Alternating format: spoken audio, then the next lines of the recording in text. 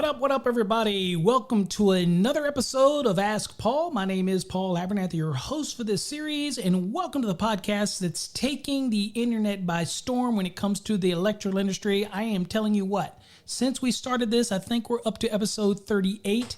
The emails keep rolling in, and I appreciate it, and I promise you I will get to them all as soon as I can. I had no idea that people really wanted a resource in order to get true answers when it comes to the NEC or in the electrical industry in general. So again, I thank you for sending those in. And remember, you can send your questions. All you have to do is go to paulabernathy.com. And there you will see, you put your name in, your email address. If you want to be anonymous, put whatever name you want and create a Gmail account that you want to use or whatever, it doesn't matter. And ask your question. And I will answer your question and respond back to either the email or, if selected, you will be utilized in an upcoming podcast like today's episode.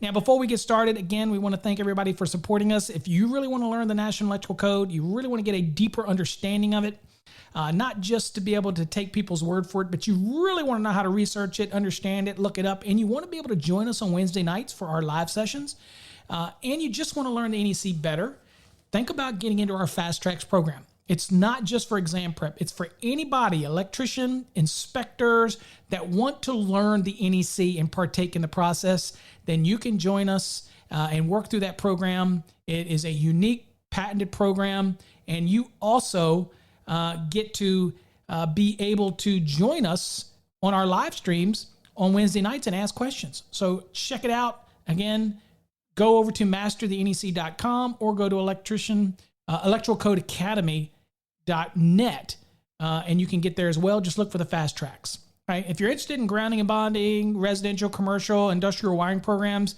Electricity 101, we have those as well. Check out our website, again, electrocodecademy.net. Okay? All right, so let's kind of get into today's topic. So today's question, a gentleman, I guess it's a gentleman, says, Paul, greetings.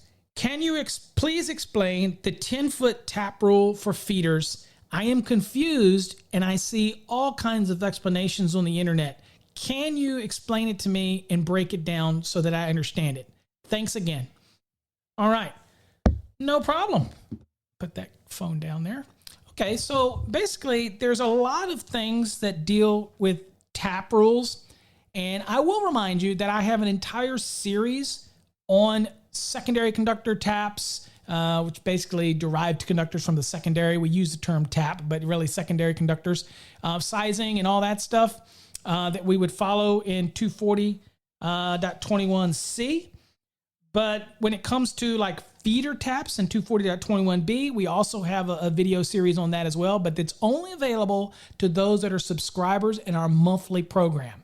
So if you want to get access to those exclusive videos and podcasts, go check it out over at electrocodecademy.net. You'll see a subscription button there. It's $9.99 a month. You can cancel at any time. So get what you need. And if you want to sit there and just binge it and then you want to cancel it, that's fine. You can come and go as you please, or you can show your patronage and you can do a annual membership and you get access to it for a year. That's really up to you. We wanted it to be a resource for you in a repository in one location. So check that out if you're interested in something like that. Okay, so let me answer this question. So this is talking about the 10-foot. We've heard it referred to as a 10-foot tap rule. And so we're going to look at it. Now, let me real quick to get rid of some concepts that people get lost in the tap rules. So this is a feeder tap rule.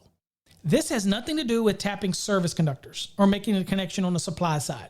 The code allows that in the code, and you get permission to do that on the supply side of service equipment. This is all permitted in 230.82. So you get different things that would allow you to be on the supply side, okay? But those are not taps, and they don't technically fall under something like tap rules, okay? That's not what we're talking about here. So we're talking about feeders. So remember, 230.82, that's for equipment connected on the supply side of service disconnect. We're talking about feeder taps here. So it is very much to do with tapping a feeder. Now, it's important to understand what a feeder is, because a feeder is from your service equipment to any remote distribution panel downstream, where ultimately you'll have branch circuits that go from the last overcurrent protected device out to a piece of equipment. Now, you could have larger cables that go from a panel to a piece of equipment, and you might think because of the size of it that that's a feeder, but it's not. It's a branch circuit. Okay. Now, so it's kind of the concept. So one thing that we know is that we can go to Article 100. We can look at the definition of feeders. We understand what branch circuits are. We understand what service entrance conductors. And of course, that gets more in depth because we have service entrance conductors overhead, service entrance conductors underground. We have service laterals, service drops, service entrance cables. And so we have all these definitions, but we do have a definition of feeder. So today we're focusing on feeders. So for our application, typically, this is obviously going to be on the load side of a service disconnecting means. This is a feeder that we're talking about. So dissect it away from branch circuits and focus on the fact that we're talking about the feeder. All right, so 240.21, we're going to read it because there's a general rule, and then we can get into the feeder taps under 240.21b and try to nail this question, because the question really was only about B1. Although we do have a very in-depth series that I encourage you to become a member over there and go check it out. All right, and it's probably on the 2017, but there isn't any significant changes that much to make it too big of a big deal to worry about. So again, it's still relevant. I might not have updated it for 2020 code, but I can't remember. There's always new content to create, by the way. It's just things constantly keep changing. All right, so let's read 240.21 general charging statement under location. And it says, overcurrent protection shall be provided in each ungrounded circuit conductor, okay, and shall be located at the point where the conductors receive their supply. Okay, so this is at the source where it comes in from the panel, except as specified in 240.21a through h. It says conductors supplied under 240.21a through h shall not supply another conductor except through an overcurrent protective device required, meeting the requirements of 240.4. So this is a constant way of saying you can't tap a tap. So you can't take a feeder and then you can't tap a feeder again. And so that's their code's subtle way of saying, look, you can't tap a tap, and if you do tap a feeder that is a tap conductor, now you're going to have overcurrent protection in accordance with 240.4. So you don't tap a tap. It's just their way of saying that. All right, for us, let's jump to B, because this answers a question that the gentleman submitted. Feeder taps. It says, conductors shall be permitted to be tapped without overcurrent protection at the tap. So this is a feeder that we need to tap onto it. And so the tap conductors are from whatever the load would be that we're actually running those conductors, and we're going to be tapping onto the feeder. Okay, now this is saying that I'm not going to have any overcurrent protected device at the tap location. So it means from the tap conductors, when they connect to the feeder, there's no overcurrent protection there. And that is okay as long as we meet these rules. So let's keep them going. It says, conductors shall be permitted to be tapped without overcurrent protection at the tap to a feeder as specified in 240.21b1 through b5. So there's 5 different applications here. All right, it says the tap shall be permitted at any point on the load side of the feeder overcurrent protective device. Now, I usually stop right here, because there's where a lot of people get confused.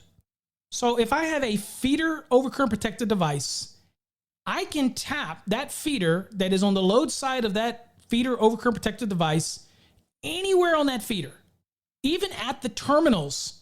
So if that breaker happens to have multiple terminals, I can apply a 10-foot tap rule at those terminals. Yeah, it's not just to the conductor. And the importance of this clarification in the 2020 is to make it clear that it says that I can tap it at what? At any point on the load side of the feeder overcurrent protected device. So either at the lugs or anywhere along that feeder, I can make this connection with those tap conductors. And it's much more complicated to actually or not complicated. To tap a conductor, then you got to make sure the tap is right and it's insulated and whatnot. Or if you have an overcurrent device on the load side has multiple lugs, then you could make the connection there and apply the tap rule there if it's applicable to your installation. And many people do. So I did want people to realize that they like to think that this only means that you can tap the conductor itself, and that is not true. You can tap the feeders all the way up to the point on the load side of the overcurrent protected device of that feeder, and you're okay to do so. Okay? That's why I wanted to really emphasize that. Then it also goes on to say section 240.4b shall not be permitted for tap conductors. So this is, you're not allowed to do the next size up rule. That's what's covered in 240.4. Yeah, if the overcurrent device doesn't correspond and you're not doing branch circuits and it's not exceeding 800 amps, typically you're allowed to 240.4b would allow you to go up to the next size overcurrent device. Well, you can't do that here. So when it comes to the feeder taps, that last sentence there prohibits you from using the next size up rule. Okay. So you size your conductors based on whatever your load is. Okay. And whatever device it's terminating into. Now, we're worried about the size of these conductors because that's a general statement. You can't use next size up. Now we're going to get into the rules dealing with B1. And this is for taps that are not going to be over 10 feet. Okay. So it says in 240.21 B1, taps not over 10 feet long. So this is from the feeder, making the tap to the feeder. Those tap conductors are not more than 10 feet to the point that they terminate onto a piece of equipment, okay? So that's a limited distance, 10 feet, okay? Now, it's not the feeder plus the tap. This is the limitation on the tap conductors itself. Remember, I can tap anywhere in the feeder I want. This is tapping onto that feeder. Okay. So let's look at it. So here's what the code says. It says taps not over 10 feet long. And we're at B1 in case folks that are following along in 240.21 B1. I know you folks out there on the job site, sometimes you can pause it, get the guys and gals together, have a little code moment every morning before you start. Or if you're listening in your car or whatnot, you can always pause and go look these things up and come back to the podcast. It says if the length of the tap conductor does not exceed 10 feet, and the tap conductors comply with all of the following, not part of the following. So they can't be more than 10 feet, and those tap conductors must comply with all of the following that we're going to read. And there's 4 conditions here, okay, that we have to meet. All right, so again, the whole concept here is to what? We don't want overcurrent protection at our tap, and we don't the conductors not to be longer than 10 feet. And if we meet all these rules, then we don't have to have overcurrent protection at the tap. But we have to determine what is the size of those tap conductors based on this tap rule. And this is for feeders. So here's the first one. It says, number 1, it says the ampacity of the tap conductor is, and here you have a 1 and you have a 1A and B. So it says, number 1A says, so these tap conductors have to have an ampacity not less than the combined calculated load on the circuits supplied by the tap conductors. Okay, so first rule here is that if I have tap conductors, it's 10-foot rule, and I have to know what the actual combined calculated load for all the loads that are being supplied by those tap conductors. And it cannot have an ampacity, this tap conductors cannot have an ampacity less than the combined calculated load. So you got to add your loads up. Okay. And you would, can't be less than that. Okay. That's the first point we have to make. And then there's a B. And remember, you got to meet them both.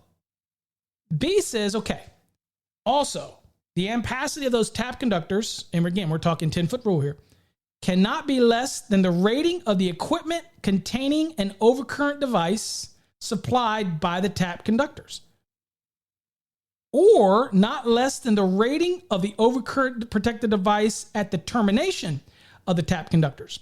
So what we're talking about here is, for simplicity's sake, if I'm doing a tap and I'm tapping it off of that and I'm tapping it onto a panel that is rated 100 amps, and as maybe say it has a main breaker in there, let's say it's rated 100 amps, then the conductor, 1, has to be able to handle the combined load, but it can't be less than that.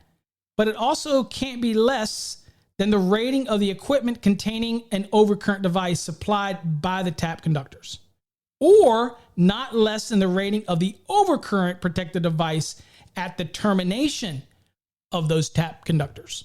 So it's going to require you to, one, make sure it can handle the calculated load, and two, it's not going to let it be less than the rating of the equipment that it connects to or the overcurrent protected device that it connects to. Okay. All right, so we're just talking the general rules here because we do have an exception that has to do with things like surge protected devices. And obviously those conductors tend to be smaller, but you're going to follow the manufacturer's listings for that and follow their guidelines to have that exception take place. And they usually come with the conductors that are already built into the surge protected device. So that's how they get around this based on a listing and lengths and all those type of things.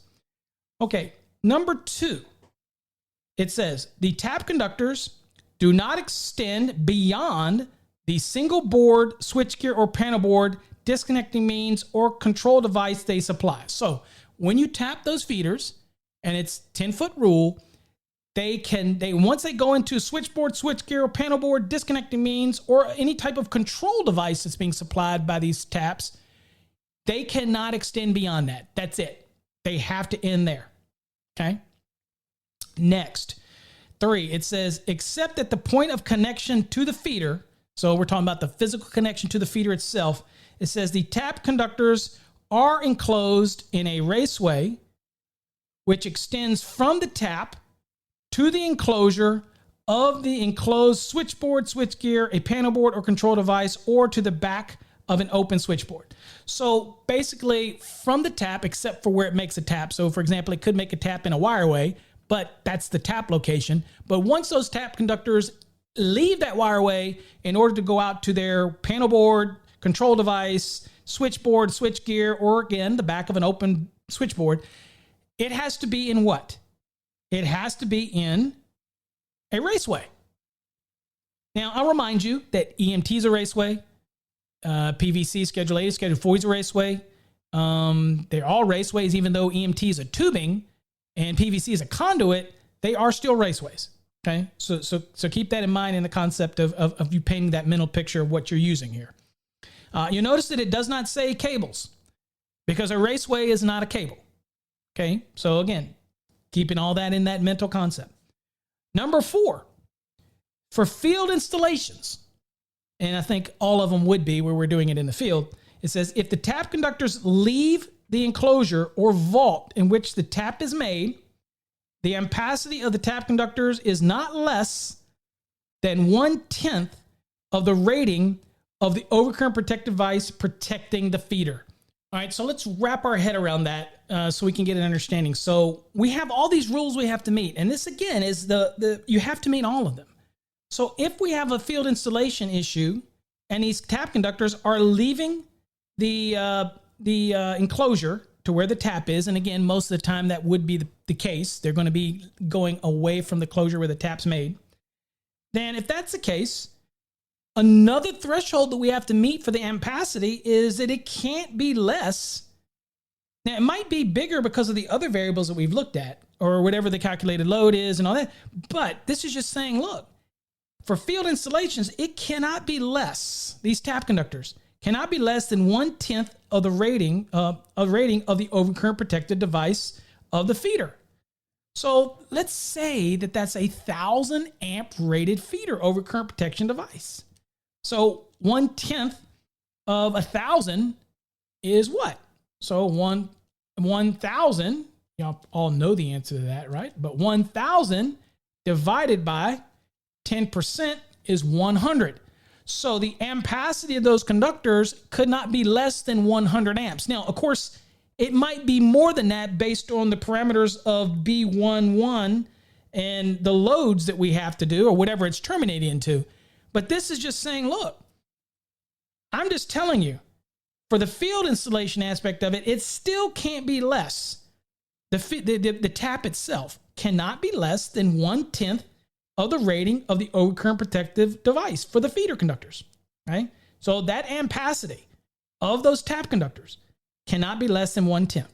So again, if it's a 1,000 amp feeder and it's a 1,000 amp overcurrent protective device for that feeder, and we know that one of the rules here for the field installation, where we're making a connection from that wireway where that tap took place out to the piece of equipment, that we know one of the thresholds that we can't have is that we know that it can't be less than 1/10 of whatever the rating is of that feeder protection. And if it's 1,000 amps, 100 amps is 1/10 of that 1,000. So those ampacities of those conductors would have to be at least 100 amps.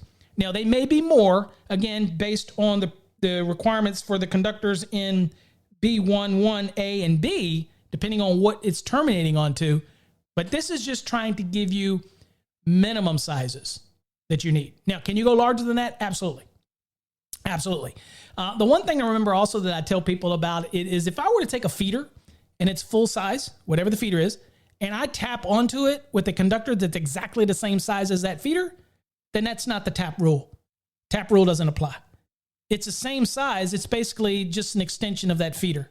It's really all it is. So you're not applying any tap rules. The whole purpose of a tap rule is making a connection onto the feeder with a conductor that ultimately is smaller than the feeder that's being protected by an overcurrent device that normally would not protect those smaller tap conductors based on the general rules within the NEC, where we're required to protect a conductor. So that's why we have these tap rules. But if I tape a 500 kc mil and I tap it with another 500 kc mil, then that's not a feeder tap. I mean, theoretically, you are tapping a feeder, but you're not going to apply these tap rules, if you will, the same way. Okay, it's the same conductors. Right? It's just a splice, if you will, right? Okay. All right. Anyway, so hopefully that explains it a little more and give you a little more insight on how to apply this 10-foot tap rule. Hopefully you got something out of that today. If you liked what you heard, make sure you subscribe. Make sure you share with other people. Make sure you go look at electricianlive.com, because we have a lot of shows over there. We have the Master the NEC segments. We have the Electrify podcast and video segments, rebroadcasts of our Thursday nights. And then, of course, we have the Let's Ask Paul. You can go there and listen to these episodes as well. But again, you also can go to paulabernathy.com and listen to them there as well. Again, so many places. You can listen on Spotify, Spreaker, iHeartRadio, Apple Podcasts, Google Podcasts. Just search for Ask Paul. Search for National Electrical Code. Search for Master the NEC. I listen on my Alexa devices. You can do that in all different other types of devices.